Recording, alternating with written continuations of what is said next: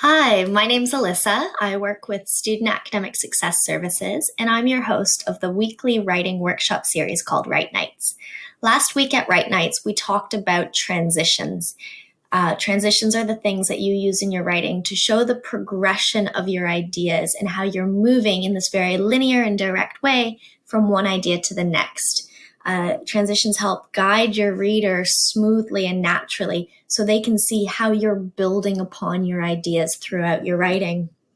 There's a few different methods of showing transitions in academic writing. You might use a key word from a preceding paragraph, or maybe you reference an idea in a previous paragraph. Perhaps you refer back to your thesis statement and remind your reader of your overall argument. Any of these methods can be put into practice either with a single transition word, maybe like one of the ones you see on this chart, or an expression or a phrase, something like at the same time or on the other hand. Or perhaps you transition using a hook where you refer back to a concept or a larger idea that came up previously in your writing.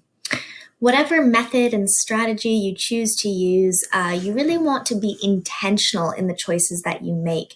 So think about the distinction between these words.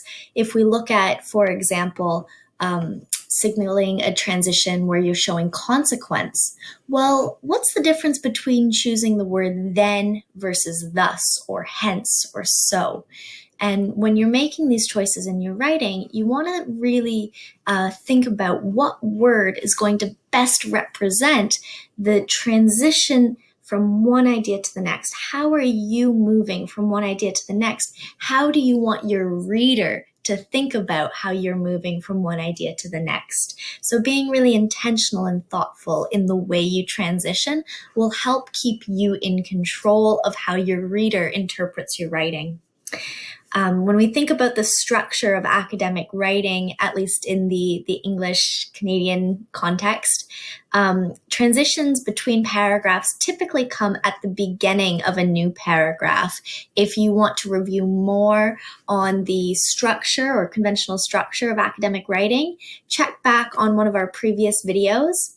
In the next session at Write Nights, we're going to be talking about something different. We're going to be looking at prepositions. So if you've ever wondered how those little words like in, at, on, with work in academic writing and want to continue developing your skills, join us for the next session. I hope this video has been helpful. Check out our other resources from our Write Night series for more information and examples on how you can improve your academic writing skills.